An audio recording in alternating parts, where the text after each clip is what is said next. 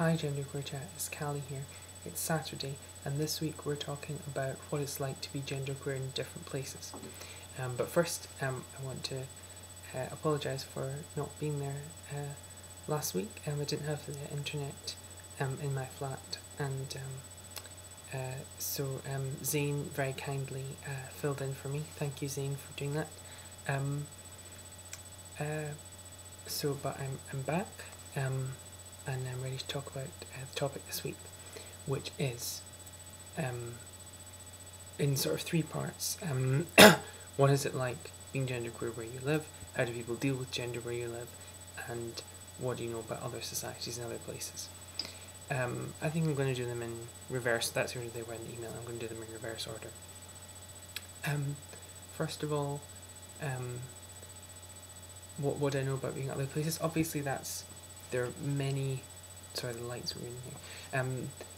There are so too many places to list about what gender is. I think I actually have it relatively easy coming from somewhere like Britain, where people are relatively forward thinking about a lot of things, and there are many other places where you know, disobeying kind of gender norms would not be, people wouldn't put up with it. On the other hand, it depends on your particular flavour of genderqueerdom, but there are some places in the world where there are certain things that are worked into culture, like I was reading about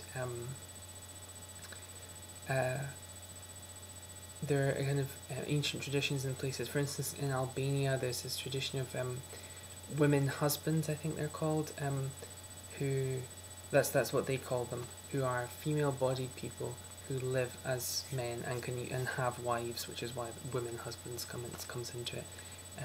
And they consider themselves men and identify as men, but like women husbands is what other people have in from other cultures have named this. And then there's examples of kind of two-spirit people in Native American cultures, and then there's the Hijra, I think that's how you say it, Hijra people in India who are male-bodied but live as women, and all these different ways of, and the Hijra people kind of have, I think in some provinces of India they categorise themselves officially as a third sex, and that's pretty cool, but it's not subversive as such, because it's still underpinned by the society that you're living in, and it's not so much that you're carving out your own personal gender niche. It's just that there's another niche which you might feel more comfortable fitting into, but it's equally as uncomfortable for all the people who don't fit into. It's just like the standard base model of society is to have two boxes you're supposed to fit into, and even if there are some other boxes, not everyone's going to fit into that range of boxes. And much kind of there's much much is made of these things, and they're really interesting to study, and you wouldn't want to when people identify with these constructions which are kind of outside of the gender binary, then you wouldn't want to question the subjectivity of people who identify with these things, and I would never dream of doing that. But at the same time, it can still be oppressive to people who don't fit into the range of boxes. No matter how many boxes there are, there should really be no boxes at all. So that's what I think about that. Despite obviously, I love reading about these things, and I'm very interested in them. But I think it's safe to say that in most places in the world, you are going to be confined to a two-box system with add-ons, but a basic two-box system, and people are very keen to genderize you. And I suppose I want to answer the other two questions kind of in a one-er. people in Britain, and well, people in Britain are, and I am, of course, since I've answered other questions, I am no longer the only person who lives in Britain on the channel, because Jack was also talking on Monday about this, but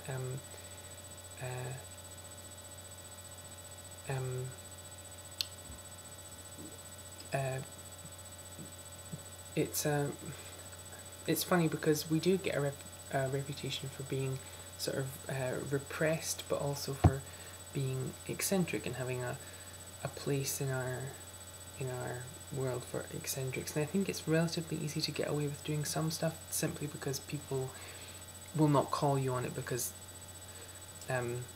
we have a fear of kind of social embarrassment, or it would seem kind of slightly not the done thing to kind of question someone's gender in public unless you were drunk, or something, or kind of boisterous and loud,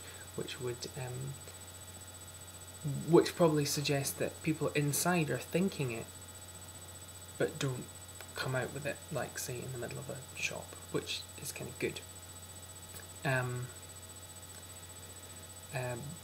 But also the fact that it maybe is still kind of under there is not. But the thing is, you don't know what someone's thinking, whether they think that your gender presentation is groovy, or whether they think it's kind of weird, or whether they just don't have an opinion on it.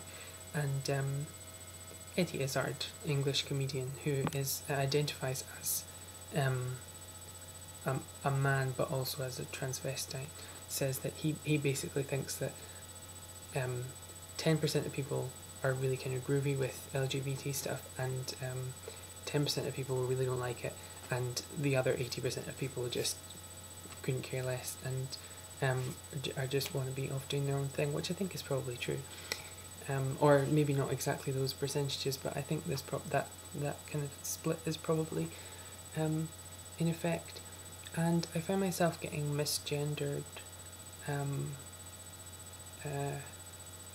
if I were doing a deconstructive literary reading, I would put a second S in the bracket because, as happens to me almost every week, at the bookshop where I work, I was today, this very morning, referred to by parents giving or grandparents giving their children the money to give to me at the till and pay for what they've bought, and they say, give the lady the money, the lady doesn't give the lady your money, show the lady your book, and that happened to me twice today. And I don't know, because they don't deliberately present in that fashion, and everybody who knows me at the shop calls me he, and I never actually had an occasion where, or at least not that they've let on, that one of the people who knows me and refers to me by male pronouns, which is what I generally go by unless I can be bothered kind of having the gender neutral pronoun conversation with someone, which for me is not something I haven't found the uptake has been very good, and also being British I find it awkward to broach these things.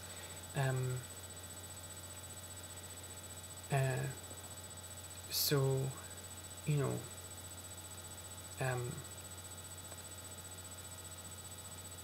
it's not so it's kind of a weird environment because I'm being referred to by two sets of pronouns, neither of which is the set of pronouns which in the ideal universe I would prefer. And I never actually had an occasion where one of the people who refers to me by male pronouns has heard a customer referring to me by female pronouns. But in general, I find living where I live particularly, which is a small university town in Scotland, to be surprisingly unproblematic for someone of my gender variance. It was an excellent place to kind of find my feet, because although sometimes people do look at you like you're a specimen, you can just breeze on with it, and you tend not to get too much direct hassle. And it's like anything, you know. I think your friends are probably used to it, but in a town like this, not that everybody is your friend, that's definitely not the case, but in a town like this, everybody is you kind of are acquainted, you see the same people every day because there are only a few thousand people in the town, and you see the same people on campus and the people in the library, and I'm not sure exactly what it is that goes through people's minds when they see me. There's that, I don't want to speculate, but you know, it's not something remarkable that people will just like stare at you, which they did a bit when I was first kind of coming out as genderqueer and experimenting with the whole makeup and things, but now I am fully established in my unique appearance, and I'm quite happy with it, with how I kind of fit into my direct surroundings. Okay, I think it's been a very interesting multicultural week on the channel this week. So yeah, I've enjoyed it, and cheerio.